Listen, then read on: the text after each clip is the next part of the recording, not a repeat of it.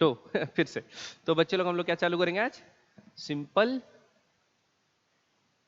Simple harmonic motion. ठीक है, प्यार से इसको घर में क्या बुलाते हैं? एसएचएम। ठीक है, चलिए। अब एसएचएम के लिए प्रीक्विजिट ये चीज है कि आपको वो ट्रिग्नोमेट्री थोड़ी ठीक ठाक होनी चाहिए, है ना? ट्रिग्नोमेट्री इक्वेशन आपका अच्छा होना चाहिए, इक्वेशन नहीं ट्रिग्नोमेट्री, बस बेसिक। ठीक है, चलिए। तो चालू करने से पहले एसएचएम, सबसे पहले तो ये देखते हैं कि पीरियोडिक मोशन क्या होता है। ठीक, और कुछ जो पुराने डेफिनेशन है उसको रिफ्रेश कर लेते हैं। ठीक है, क्या चीज बोल रहे हैं पहले? पीरियोडिक मोशन, है ना? तो पीरियोडिक मोशन ऐसा मोशन होता है जो कुछ टाइम इंटरवल के बाद अपने आप को फिर से वही करते हैं, फिर से रिपीट करने लगे। कुछ टाइम इंटरवल के बाद अपने आप को क्या करेगा? रिपीट करने लगेगा, सेम साइकिल। तो उसको हम लोग बोलते हैं पीरियोडिक मोशन। जैसे हम लोग सिंपल पेंडुलम देखते हैं। ठीक, सिंपल पेंडुलम क्या करता है? अगर आप उसको क्या करते हैं, हल्का सा उसके मीन पोजीशन से छेड़ के छोड़ देते हैं, तो ये क्या करता है? जैसे यहां गया, वापस आता है, फिर इस तरफ जाता है, फिर वापस आता है, फिर इधर जाता है, वापस आता है, फिर इधर जाता है, वापस आता है। तो यहां जाके वहां जाके वापस आना, ये एक साइकिल हुआ। उसके बाद वो साइकिल क्या होता है? रिपीट। साइकिल क्या हो जाता है? रिपीट। तो हम लोग बोल सकते हैं क्या मोशन है? पीरियोडिक मोशन है। क्या मोशन है? पीरियोडिक मोशन है। तो पीरियोडिक मोशन क्या करता है? कुछ टाइम इंटरवल के बाद अपने आप को रिपीट करना चालू कर देता है। ठीक, तो लिखो, the motion which repeats itself after a time interval। कुछ समय बाद अपने आप को क्या करना का चालू कर देगा? वो रिपीट करना चालू कर देगा। तो ऐसे मोशन को क्या बोलेंगे? Periodic motion. ठीक, तो पीरियोडिक मोशन में दो इंपॉर्टेंट चीजें याद रखोगे, दो टर्म। एक है आपका क्या? टाइम पीरियड, और दूसरा फ्रीक्वेंसी। पहले ही पढ़ चुके हैं इस, है ना? टाइम पीरियड और फ्रीक्वेंसी क्या होता है? तो टाइम पीरियड क्या होता है? अब मोशन चालू हुआ, पूरा एक साइकिल करा, उसके बाद रिपीट होना चालू हो गया। तो इनिशियल पोजीशन से वापस इनिशियल पोजीशन आने के बीच जो टाइम गुजरा, उसको क्या बोलेंगे? Time period. या time taken to complete one cycle, इसको क्या बोलेंगे अपन? Time period. टाइम पीरियड क्या होगा? टाइम टेकन, ठीक है, टू कंप्लीट अ साइकिल। ठीक, एक साइकिल को कंप्लीट करने में जितना उसको समय लगा, उसको क्या बोलेंगे? Time period. ठीक, अब ऐसे ही साइकिल यानी एक रिपीटिव मोशन एक सेकंड में जितने बार होगा, उसको क्या बोल देंगे? फ्रीक्वेंसी। तो फ्रीक्वेंसी क्या होगा? Number of cycles in one second. क्या होगा? Number of cycles in one second. Clear है? तो हम लोग क्या देख सकते हैं बच्चों, एक चीज ये गौर कर सकते हो, देखो, जैसे अगर एक टी सेकेंड्स में, टाइम पीरियड ले लो टी, टी सेकेंड्स में जो होता है वो क्या बोलते हैं? एक साइकिल होता है बोलते हैं, है ना? तो एक सेकेंड में कितना साइकिल होगा? 1/t साइकिल्स होंगे। तो हम लोग फ्रीक्वेंसी को क्या बोल सकते हैं? 1/t, क्योंकि ये एक सेकंड में जो होने वाले साइकिल्स होते हैं वही क्या होती है? फ्रीक्वेंसी। तो फ्रीक्वेंसी बराबर क्या होगा? 1/टाइम पीरियड। अब समय को तो सेकंड में नापेंगे, फ्रीक्वेंसी हो जाएगा सेकंड इनवर्स, या प्यार से क्या बोलते हैं उसका यूनिट? हर्ट्स। ठीक है, तो ये हो गया आपका बेसिक चीज। तो पीरियोडिक मोशन ऐसा मोशन होता है जो अपने आप को क्या करता है? कुछ समय के बाद रिपीट करता है, कुछ देरी के बाद ये अपने आप को रिपीट करने लगेगा। क्लियर है? और फ्रीक्वेंसी और टाइम पीरियड क्या होता है? फ्रीक्वेंसी होता है एक सेकंड में जितने साइकिल होंगे वो हो गया फ्रीक्वेंसी, और टाइम पीरियड क्या हो गया? एक साइकिल को कंप्लीट करने में जो समय लगेगा वो time period. Clear? Periodic motion में दोनों चीजें इंपॉर्टेंट है। ठीक, अगला, अब अपन आते हैं किसमें बच्चों? मोशन को सिंपल हार्मोनिक कब बोलेंगे? सिंपल हार्मोनिक मोशन, कि भाई अपना मोशन अब सिंपल हार्मोनिक कब होगा? क्लियर? तो देखो, पहला तो हार्मोनिक कब होगा ये देखते हैं। सपोज एक ऑब्जेक्ट है ऐसा, एम मास का। कितने मास का? एम मास का। और ये इसकी मीन पोजीशन है, x इक्वल टू 0। ठीक, अब मैं क्या किया, इसको डिस्प्लेस किया किस तरफ, आगे की तरफ। ये आगे क्या हुआ, डिस्प्लेस हुआ। अभी कितना डिस्प्लेसमेंट में है, x is equals to x पे, है ना। अगर इसका एक्सिलरेशन, अभी इसको किधर डिस्प्लेस कर रहा हूं मैं, टुवर्ड्स पॉजिटिव एक्स एक्सिस, तो मैं बोल सकता हूं इसका डिस्प्लेसमेंट क्या है, प्लस x। तो इस पे जो एक्सिलरेशन लगना है बच्चों, वो कैसे लगना है, टुवर्ड्स मीन पोजीशन। क्या लगना है, टुवर्ड्स मीन पोजीशन। टुवर्ड्स क्या लगना है, मीन पोजीशन। क्लियर।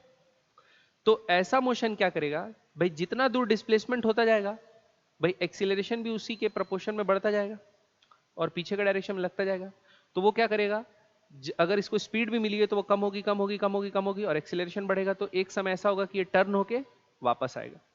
फिर जैसे ये वापस आ रहा है तो वापस से एक्सिलरेशन कम होने लगेगा और फिर यहाँ मीन पोजीशन में पहुंच जाएगा। लेकिन यहाँ तक पहुंचेगा तब तक वो कुछ वेलोसिटी गेन कर लिया होगा, तो फिर ओवरशूट करेगा, इस तरफ जाएगा।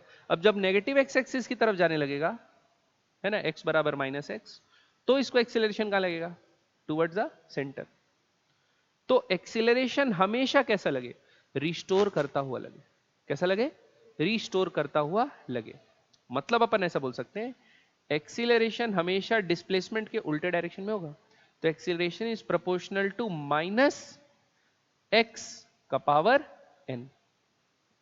Acceleration is proportional to minus x का पावर n। अभी n कुछ भी हो सकता है, 1/2 हो सकता है, और 4 हो सकता है, 5 हो सकता है, 6 हो सकता है, 1 2 3 कोई भी वैल्यू हो सकती है। ठीक है, तो ये हो जाएगा आपका हार्मोनिक मोशन।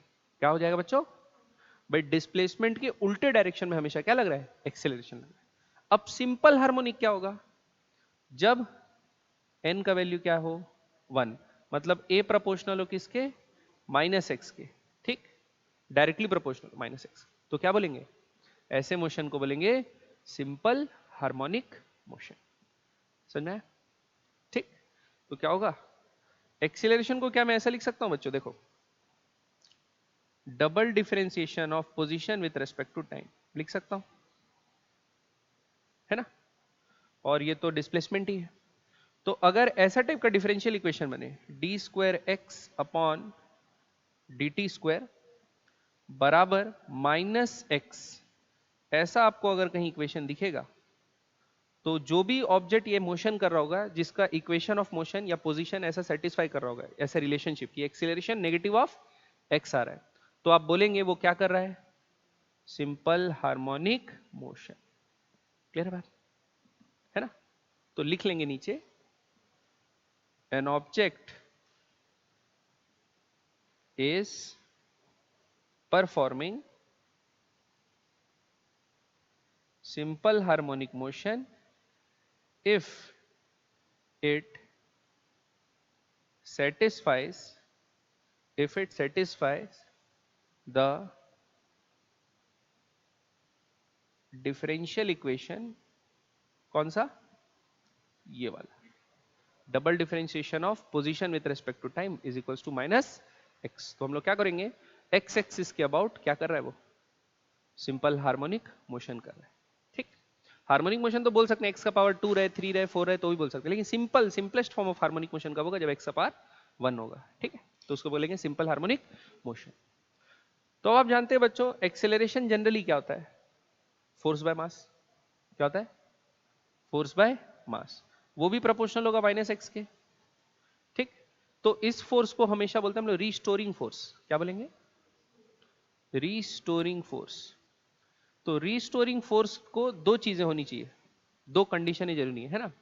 पहला तो डायरेक्टली प्रोपोर्शनल होना है एक्स के, पावर आवर कुछ नहीं होना है, 1 2 3 4 ऐसा नहीं होना है, डायरेक्टली प्रोपोर्शनल होना है किसके, एक्स के।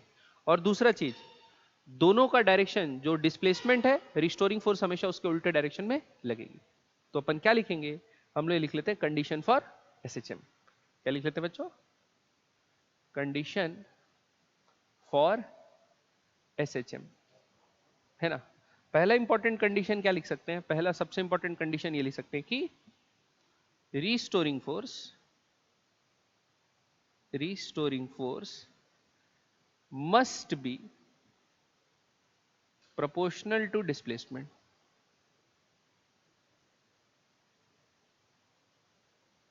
ठीक,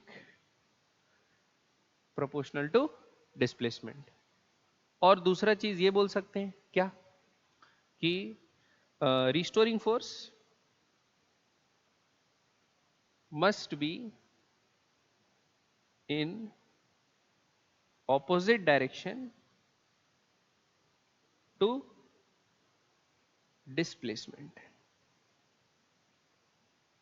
है ना। ये दो बातें हैं बच्चों, क्या बोल दिया अपना, restoring force must be proportional to displacement और नेगेटिव डायरेक्शन में होना चाहिए। मतलब रिस्टोरिंग फोर्स कभी भी कांस्टेंट नहीं होगा ना, जितने प्रोपोर्शन में डिस्प्लेसमेंट होगा उतने ही प्रोपोर्शन में क्या लगेगा भाई, जितना दूर ले जाते जाओगे उतना बड़ा फोर्स लगेगा उसको ऑपोजिट डायरेक्शन, तो लौट के वापस आना है। क्लियर है बात, पक्का। और दूसरा डायरेक्शन अपोजिट है, तो ऐसा भी बोल सकते हैं, ब्रैकेट में ये चीज लिख लो, always acts towards mean position, बोल सकते हैं, बोल सकते हैं कि नहीं बोल सकते, always acts towards mean position, उसको हमेशा मीन पोजीशन में रिस्टोर करने की कोशिश करेगा। क्लियर है। तो ये बच्चों बेसिक एसएचएम का। तो सिंपल हार्मोनिक मोशन क्या होता है, सिंपल हार्मोनिक मोशन एक पीरियोडिक मोशन है जो अपने आप को रिपीट करता है कुछ समय के बाद, ठीक। और सिंपल हार्मोनिक मोशन स्पेशली कब बोलेंगे, जब एक्सेलरेशन जो हो, जो बॉडी मूव कर रहा है, मोशन कर रहा है, उसका एक्सेलरेशन नेगेटिव ऑफ एक्स, ठीक। तो क्या होगा, सिंपल हार्मोनिक मोशन।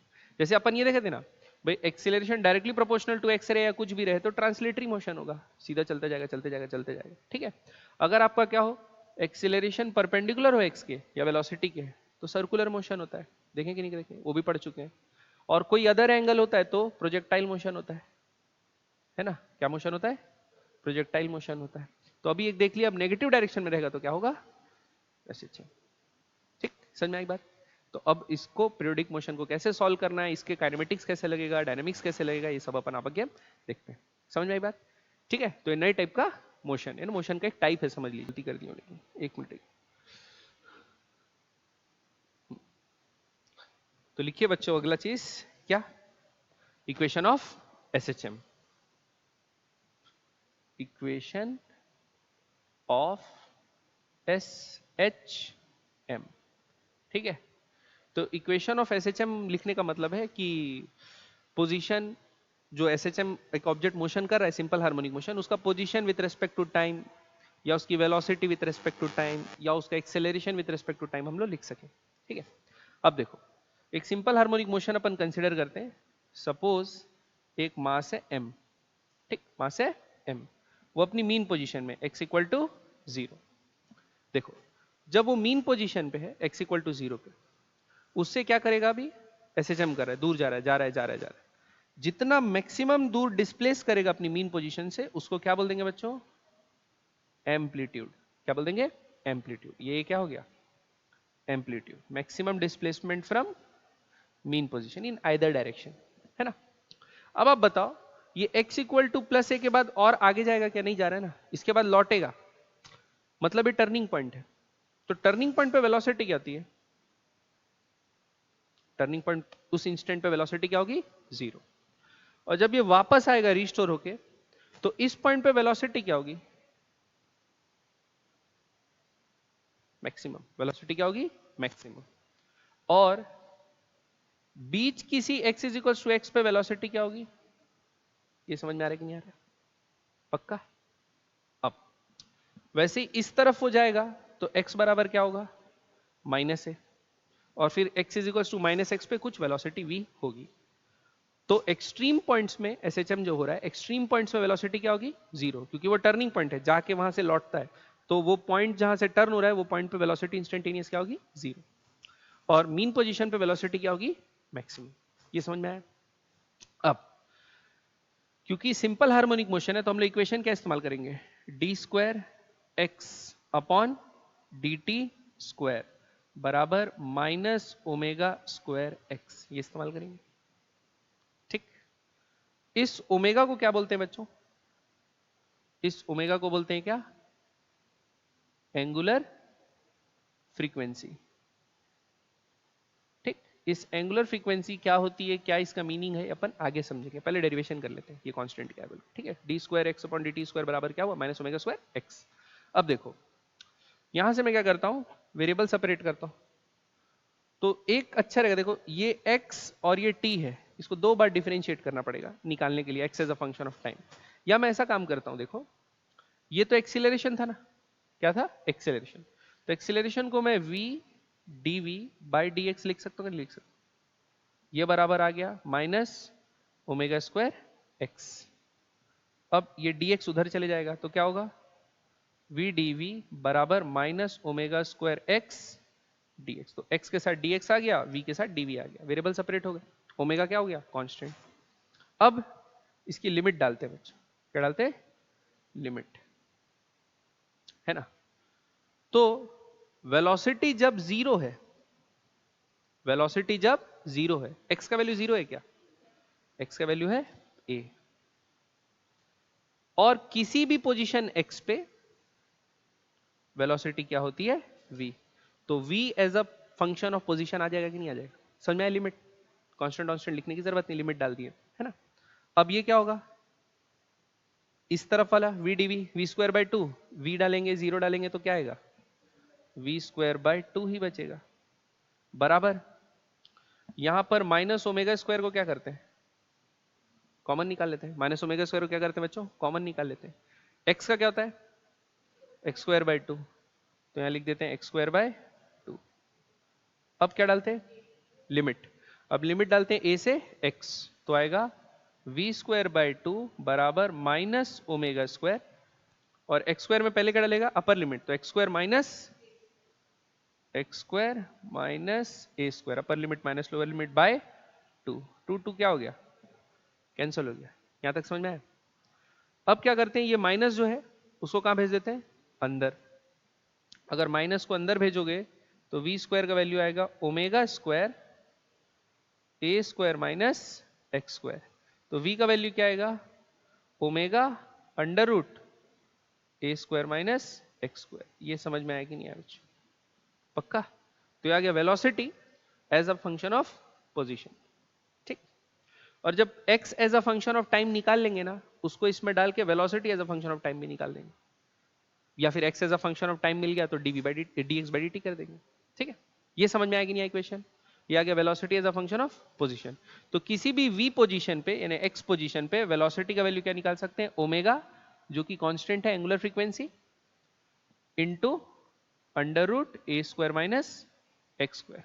अब आप खुद चेक कर लीजिए, अगर x का वैल्यू आप a डालेंगे तो ए square minus a square zero हो रहा है, और जीरो डालेंगे तो क्या आ जाएगा, मैक्सिमम वैल्यू। जब x जीरो होगा तो वैल्यू क्या हो जाएगी, मैक्सिमम। तो हम लोग ये भी लिख सकते हैं कि मैक्सिमम वैल्यू क्या होगी। तो v मैक्स क्या होगा बच्चों, v मैक्स होता है जब x इक्वल टू क्या है, जीरो। तो x इक्वल टू जीरो डालोगे तो क्या आ जाएगी, a ओमेगा। ये बात को भी याद रखें, समझ में आई, पक्का, ठीक। तो ये आ गई वेलोसिटी। आगे बढ़े, अभी खत्म नहीं हुआ, अभी क्या निकालना है अपने को, पोजीशन।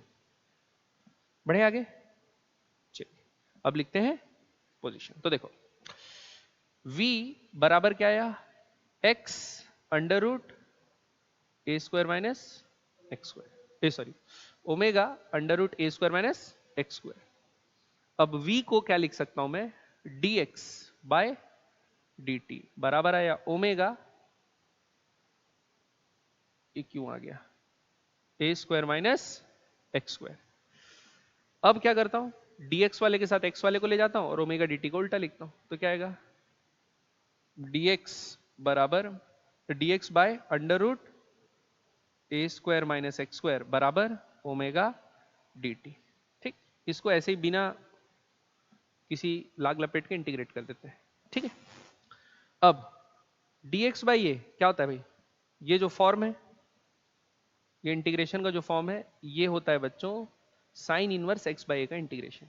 किसका, साइन इनवर्स एक्स बाई ए का इंटीग्रेशन। आप लोग मैथ्स में पढ़ोगे आगे सब्स्टिट्यूशन से कैसे निकालते हैं, ए कॉमन निकाल के क्या आएगा, sine inverse x by a. तो यहां लिखते हैं sine inverse x by a बराबर क्या आएगा बच्चों, ओमेगा टी प्लस एक कांस्टेंट। क्या होगा? Omega t plus constant. अभी बिना लिमिट के किए हैं तो क्या है? Omega t plus constant. अब x बाय ए क्या हो जाएगा? Sine omega t plus c. तो x क्या हो जाएगा? a sine omega t plus c. इस c को ना थीटा लिख दो। c को क्या लिख दो? थीटा। मजा आएगा इसीलिए, ठीक है। अब ये क्या हो गया? अगर एक ऑब्जेक्ट एसएचएम कर रहा है बच्चों, क्या कर रहा है? सिंपल हार्मोनिक मोशन कर रहा है, तो किसी भी टी टाइम में t is equal to t पे उसकी पोजीशन मीन पोजीशन से कितनी है ये आपको पता चलेगी इस इक्वेशन से। अब मीनिंग देखते हैं इसमें, हर एक टर्म का मीनिंग क्या है, मतलब क्या है और क्या इससे सोचना है आपको, ठीक है। देखो, जो इक्वेशन आई वो कैसी आई? x बराबर a sine omega t plus theta, ये आई। ये तो आप जानते हैं ये क्या है? Position at t. पोजीशन क्या? At t, any time t. Position at any time t. ए आप जानते हैं क्या है? एम्पलीट्यूड। ए क्या है? एम्पलीट्यूड, मैक्सिमम जो डिस्प्लेसमेंट हो रहा है फ्रॉम मीन पोजीशन। ओमेगा क्या है? Angular frequency. ठीक, टी क्या है? इंस्टेंटेनियस टाइम, जिस टाइम पे आपको निकालना है पोजीशन। और थीटा को बोलते हैं बच्चों इनिशियल फेज। क्या बोलते हैं? Initial phase. क्लियर? अब आप समझ ही गए होंगे, ओमेगा टी एंगल होगा, साइन के अंदर आ रहा है, मतलब ओमेगा टी क्या है? एंगल है, इसलिए उसको बोल रहे हैं एंगुलर फ्रीक्वेंसी इनटू टाइम की है, तो ये एंगल आया, तो ये भी क्या होगा? एक एंगल होगा। ठीक। अब ये एंगुलर फ्रीक्वेंसी का क्या लोचा है बच्चों? ये है कि सपोज आपका एसएचएम हो रहा है, मान के चलो। क्या हो रहा है? मान के क्या चलो, एसएचएम हो रहा है। अब सिंपल हार्मोनिक मोशन होता है तो क्या होता है? सपोज ये मीन पोजीशन पे, ये अपने एक्सट्रीम पोजीशन पे गया, वापस आया, पीछे गया, वापस आया, इसमें कुछ टाइम लगेगा, उस टोटल टाइम को बोलते हैं टी। टाइम पीरियड होगा। क्या होगा? Time period. क्या होगा? Time period. ठीक। तो हम लोग क्या करेंगे बच्चों? 2 पाई बाय टाइम पीरियड करेंगे, इसी को क्या बोल देंगे? ओमेगा। ओमेगा क्या है हमारा? 2 पाई बाय टाइम पीरियड। मतलब हम लोग क्या करेंगे, अगर ये जो रिपीटेटिव मोशन हो रहा है, क्या हो रहा है? Repetitive motion. इस मोशन को हम लोग ना कन्वर्ट करते हैं इन सर्कुलर मोशन। क्या में कन्वर्ट करते हैं? Circular motion. वो बाद में डील करेंगे, डिटेल में समझेंगे, यानी क्यों ऐसा लिखते हैं। तो ये ओमेगा को 2 पाई बाई टी इसीलिए लिखते हैं बच्चों, जैसे अगर एक सर्कुलर मोशन हो रहा है, मान के चलो। क्या हो रहा है? सर्कुलर मोशन हो रहा है, मान के चलो। किस में हो रहा है? अभी एक्स एक्सिस में हो रहा है सिंपल हार्मोनिक मोशन। तो आप क्या मान लो कि आपका जो इसका क्या है? एम्पलीट्यूड है ना, उसको इस सर्कुलर मोशन का क्या मान लो? रेडियस मान लो। सपोज वो टी इक्वल टू 0 पे यहां पे मान लिए। और ओमेगा जो है ना, इसकी एंगुलर वेलोसिटी है ना। ओमेगा क्या है? इसकी एंगुलर वेलोसिटी। यानी ये ओमेगा से क्या हो रहा है? रोटेट हो रहा है। ओमेगा बराबर क्या होगा? 2 पाई बाय टी। तो हम लोग जो ट्रांसलेटरी यानी रिपीटेटिव मोशन हो रहा है ना, ऐसा टू एंड फ्रो मोशन, उसको सर्कुलर मोशन के तरह से समझने के लिए ऐसा बनाए, ओमेगा को रखें। अब ये जो ओमेगा हुआ, सपोज टी टाइम में, t is equal to t में, ये कितना एंगल घूमेगा बच्चों? ओमेगा टी एंगल घूमेगा। क्या घूमेगा? Omega T angle. तो एक्स एक्सिस पे क्या करेंगे? इसका वो बनाएंगे, क्या? सुपरपोजिशन। एक्स एक्सिस पे क्या बनाएंगे? इसका सुपरपोजिशन बनाए। तो बच्चों ये जो परपेंडिकुलर होगा वो कितना होगा? ये आपका ए है, तो ये ए साइन ओमेगा टी होगा। एक्स बराबर क्या है? A sine omega T. ये आ गई कि नहीं आ गई? एसएचएम की इक्वेशन। प्लस फाइव नहीं आया, वो लाऊंगा, अभी चिंता नहीं करो। क्या गया? एक्स बराबर ए साइन ओमेगा टी। तो जो एम्पलीट्यूड को क्या मानना है कि वो सर्कुलर मोशन कर रहा है, कितने वेलोसिटी से, ओमेगा से, तो वो एंगुलर फ्रीक्वेंसी है जो इक्वेशन, ओमेगा से वो क्या कर रहा है, सर्कुलर मोशन कर रहा है। तो जैसे अभी एक्स एक्सिस पे कर रहा है, एक्स एक्सिस पे सुपर इंपोजिशन देखना उसका, एक्स एक्सिस पे प्रोजेक्शन, प्रोजेक्शन याद है ना, जैसे दो वेक्टर बनाते थे अपन ए और बी, दोनों के बीच एंगल क्या रहता था, थीटा, तो projection of a on b क्या लेते थे, वही ए cos थीटा जो बनाते थे, या प्रोजेक्शन ऑफ बी ऑन ए क्या लेते थे। तो अभी हम लोग को एक्स एक्सिस में इस वेक्टर का प्रोजेक्शन बनाना है, तो वो प्रोजेक्शन आप खुद सोचो, वो जो प्रोजेक्शन मूव कर रहा है ना, वही सिंपल हार्मोनिक मोशन होगा। क्लियर बात, तो ये चीज है क्या, एंगुलर फ्रीक्वेंसी ओमेगा। क्लियर है, ठीक, समझ में आ रहा है कि नहीं आ रहा है। अब देखो ऐसे भी देख सकते हो एक बार विजुअलाइज करने के लिए, देखो ये बना सर्कुलर मोशन, और ये हो गया बच्चों क्या, एम्पलीट्यूड, और एक्स एक्सिस में मोशन हो रहा है। अब देखो t इक्वल टू 0 पे यहां पे, तो प्रोजेक्शन कहां रहेगा, प्रोजेक्शन यहां पे रहेगा कि नहीं रहेगा। अब ये आगे जाते जा रहा है, यहां गया, फिर नीचे जा रहा है, यहां गया, फिर पीछे जा रहा है, यहां गया, फिर आगे जा रहा है, आ गया। तो जो प्रोजेक्शन है, ये जो वेक्टर है वो तो गोल गोल घूम रहा है, कितने एंगुलर वेलोसिटी से, ओमेगा से, लेकिन जो प्रोजेक्शन है वो किसी भी टाइम पे क्या है, x बराबर a sin ओमेगा t। समझ में आ रही बात, पक्का प्रोजेक्शन क्या कर रहा है, आगे गया वापस आया, पीछे गया वापस आया, क्या कर रहा है बच्चों, सिंपल हार्मोनिक मोशन। समझ में आया ओमेगा क्या है। अब ए पूरा चक्कर काटा, उसमें उसको टी टाइम लगा, तो इसीलिए हम लोग ओमेगा को क्या बोल दिए, 2π/t। टी क्या है, एसएचएम का टाइम पीरियड, 2π क्या है, उसको 360 डिग्री सर्कुलर मोशन में अपन प्रोजेक्ट करने के लिए ओमेगा निकाला, एंगुलर वेलोसिटी। समझ में आया कि नहीं आई चीज बच्चों, पक्का। तो ये इक्वेशन को समझने का एक तरीका है, विजुअलाइज करने का तरीका है, x बराबर a sin omega T. Omega clear है, ठीक। अब प्रॉब्लम बनाएंगे तो और ज्यादा क्लियर होगा, चिंता मत कीजिए। दूसरा चीज, तो ये तो चलो ठीक है, ओमेगा टी तो आ गया, तो x बराबर a sin ओमेगा टी का इक्वेशन है, लेकिन हमारा तो हम जो डिराइव किए उसमें क्या आया था, थीटा आया था। तो देखो अभी जो मैं प्रोजेक्शन बनाना चालू किया, मैं माना था t इक्वल टू 0 पे ऐसे वर्टिकल पोजीशन पे, तो उसका प्रोजेक्शन क्या बन रहा है, 0। तो आप खुद सोचो, x बराबर t बराबर 0 डालोगे, t बराबर 0 डालोगे तो x बराबर 0 आना चाहिए, t बराबर 0 डालोगे तो x बराबर 0 आना चाहिए। इसका मतलब है एसएचएम जब चालू हो रहा है, या जिस टाइम से हम लोग एसएचएम को देखना चालू कर रहे हैं, उस टाइम पे ये अपनी मीन पोजीशन पे था। लेकिन हमेशा ऐसा हो जरूरी है क्या, हो सकता है बच्चों एसएचएम ऐसा हो कि t इक्वल टू 0 पे पहले से वो कुछ थीटा एंगल सपोज 60 डिग्री चल चुका है ना, तो t इक्वल टू 0 पे जब उसकी पोजीशन देखेंगे तो वो मीन पोजीशन होगी क्या, पहले से इतनी होगी, कितनी, x बराबर होगी a sin 60, होगी कि नहीं होगी, a sin 60। तो a sin 60 जो होगी वो क्या होगी, a √3/2, यानी वो x is equal to root plus √3/2a पे पहले से, और उसके बाद वहां से फिर t is equal to t निकालना है, यानी ये इनिशियल पोजीशन हो गई, वहां से t is equal to t. तो एसएचएम कैसा होगा, आगे जा रहा है, वापस जा रहा है, और यहाँ है। क्लियर है, तो t equal to 0, t equal to 0 पे वो यहाँ पे था। तो अगर हम लोग क्या करेंगे बच्चों, अभी इस इक्वेशन में t इक्वल टू 0 डालेंगे तो x बराबर क्या आएगा, a sin थीटा आएगा, ओमेगा टी 0 हो गया तो क्या आएगा, a sin थीटा। तो ये क्या बताएगा, जब टाइम 0 था तो x का पोजीशन कहां था, यानी t इक्वल टू 0 पे एसएचएम कहां था। भाई कहीं भी हो सकता है ना, वो तो बात समझ में आएगी नहीं है, इसलिए क्या जोड़ते हैं लास्ट में, इनिशियल फेज, वो इनिशियल पोजीशन बताता है। जैसे नॉर्मल मोशन भी होता है, तो मोशन होता है हमेशा x इक्वल टू 0 से चालू थोड़ी होता है, हम लोग क्या मान, ओरिजिन से चालू हो रहे थोड़ी माने, भाई पहले से x इक्वल टू 2 पे था।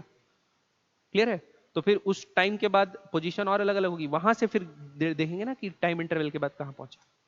क्लियर है बात, समझ में आएगी नहीं है, पक्का। तो फिर आपको यहां से पूछ देगा, बताओ एट t इक्वल टू 0 यहां पे था, ऐसा इक्वेशन ऑफ मोशन दे देगा, और फिर पूछेगा बताओ उसको एक्सट्रीम एंड में पहुंचने में कितना टाइम लगेगा। तो अब हम लोग 0 से a पहुंचने में थोड़ी देखेंगे, अब तो पहले से यहीं पर है, तो बस यहां से यहां कितने देर में पहुंचेगा वो देखेंगे। समझ में आई बात, ऊपर से तो नहीं गया बच्चों, बुरा तो नहीं माने, बढ़े आगे। तो ये हो गया बच्चों इक्वेशन ऑफ मोशन। अब सबका मीनिंग समझ में आया आप लोग को? मीनिंग मतलब x बराबर a sine omega t plus theta, सबका मीनिंग क्या है? ये एम्पलीट्यूड, ये एंगुलर फ्रीक्वेंसी, एंगुलर फ्रीक्वेंसी मतलब एम्पलीट्यूड क्या कर रहा है? सर्कुलर मोशन कर रहा है। तो किस एंगुलर वेलोसिटी वो सर्कुलर मोशन कर रहा है, ताकि उसका किसी भी टी टाइम पे जो पोजीशन है, उसका जो प्रोजेक्शन है एक्स एक्सिस पे, क्योंकि एक्स का इक्वेशन है, प्रोजेक्शन एक्स एक्सिस पे, वो क्या बताएगा? Displacement of SHM from mean position. ठीक है, पक्का? टी तो टाइम है और थीटा क्या है? इनिशियल फेज, यानी टी इक्वल टू 0 पे किस पोजीशन पे था ये बताने के लिए। ठीक, तो जैसे अगर थीटा 90 हो तो एक्स को ऐसा भी लिख सकते हैं ना, ए कॉस ओमेगा टी, ऐसा भी तो लिख सकते हैं। थीटा 90 है तो क्या लिखेंगे? ए कॉस ओमेगा टी। इसका मतलब वो अपने एक्सट्रीम पोजीशन पे, क्योंकि अब देखो टी इक्वल टू 0 डालेंगे तो कॉस 0 1 होता है, एक्स बराबर क्या आएगा? ए। तो टी इक्वल टू 0 पे वो कहां पे? यहां पे, और वहां से फिर एसएचएम कर रहा है। पक्का? और एक बात बच्चों, इसमें याद रखना, पूरा एसएचएम करें, यहां से चालू किया, यहां गया, वापस आया, यहां गया, वापस आया, इसके लिए आपको क्या लगता है? T time.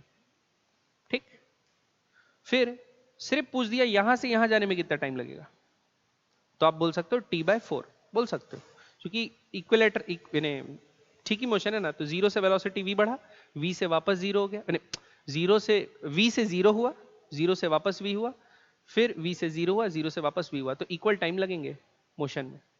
लेकिन आपको अगर बोल दे यहां से यहां बीच का इक्वेशन दे दिया आधा a/2, तो जीरो से a/2 जाने में जो समय लगेगा और a/2 से a में जो जाने में समय लगेगा, क्या वो सेम लगेगा?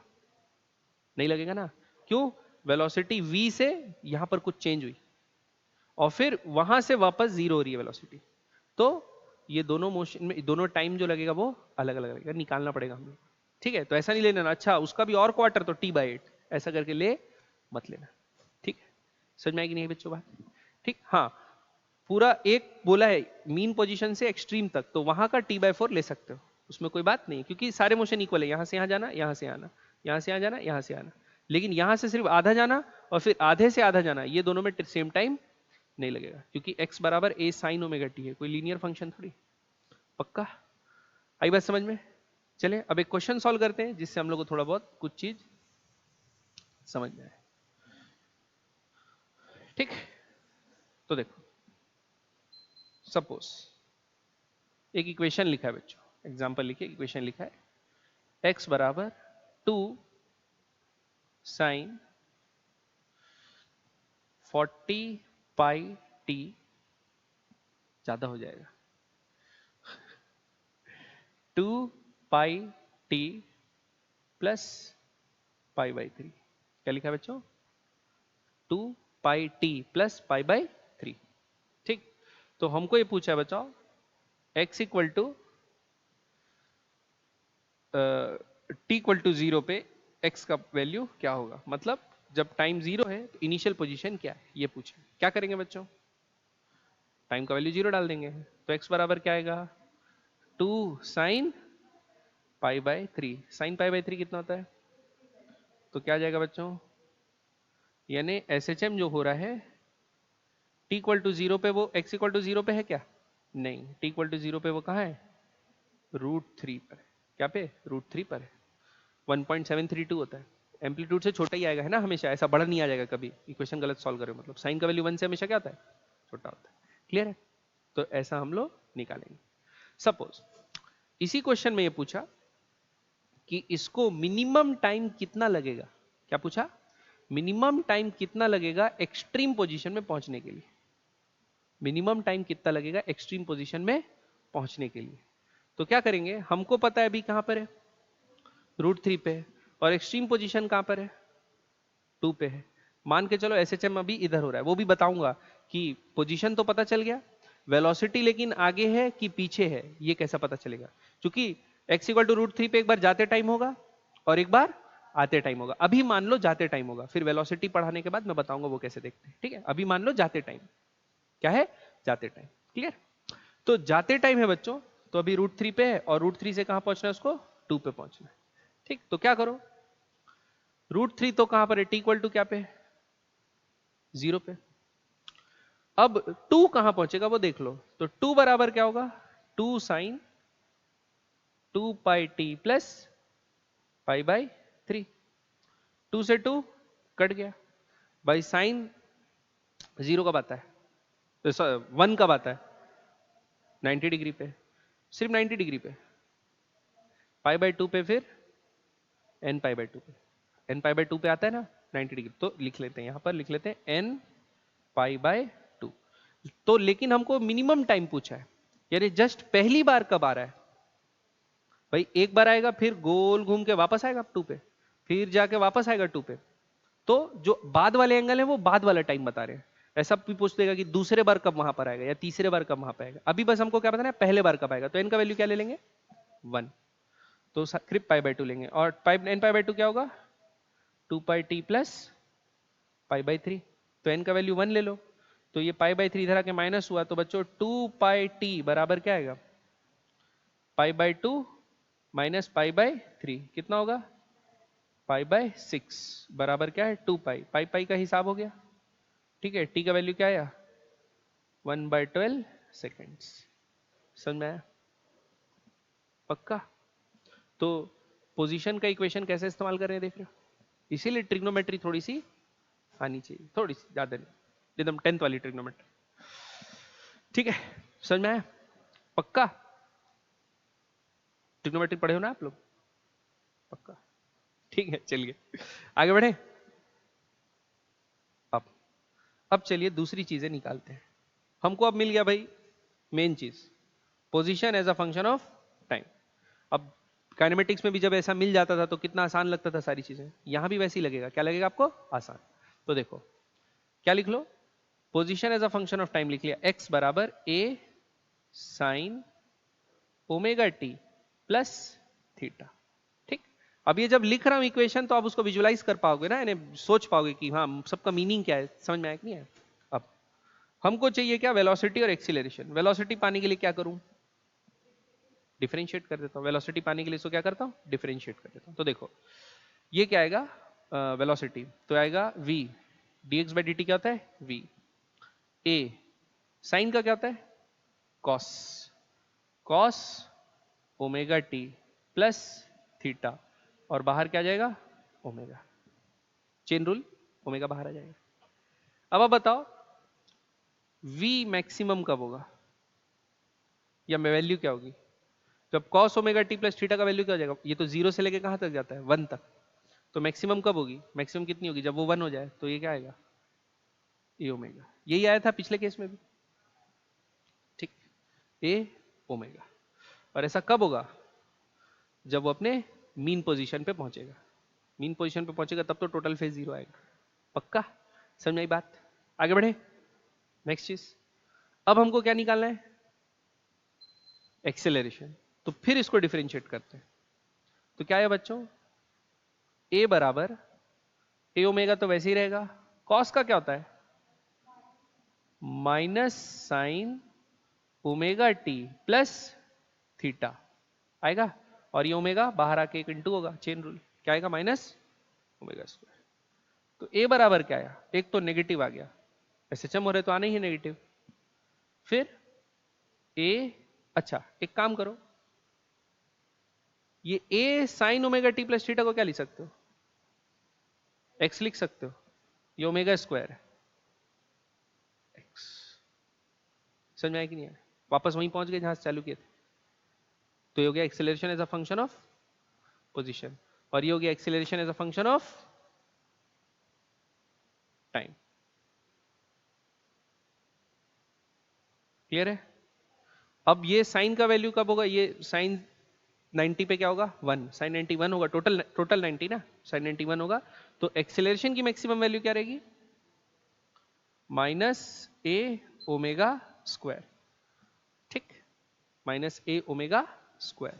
और ये कहां पे होगी, मीन पोजीशन पे कि एक्सट्रीम पोजीशन पे, एक्सट्रीम पे, जितना डिस्प्लेसमेंट, एक्सेलरेशन किसके प्रोपोर्शनल है डिस्प्लेसमेंट, तो जब डिस्प्लेसमेंट आपका ए है, डिस्प्लेसमेंट आपका क्या है ए है, तब क्या रहा है माइनस हो गया, तो मैक्सिमम वैल्यू क्या होगी जब एक्सट्रीम पोजीशन पे। तो अगर आप एसएचएम देखेंगे सिंपल हार्मोनिक मोशन, ये x इक्वल टू 0 है, ये x इक्वल टू a है, है ना। तो वेलोसिटी यहां पर क्या रहती है, मैक्सिमम। एक्सीलरेशन यहां पर क्या रहता है, जीरो।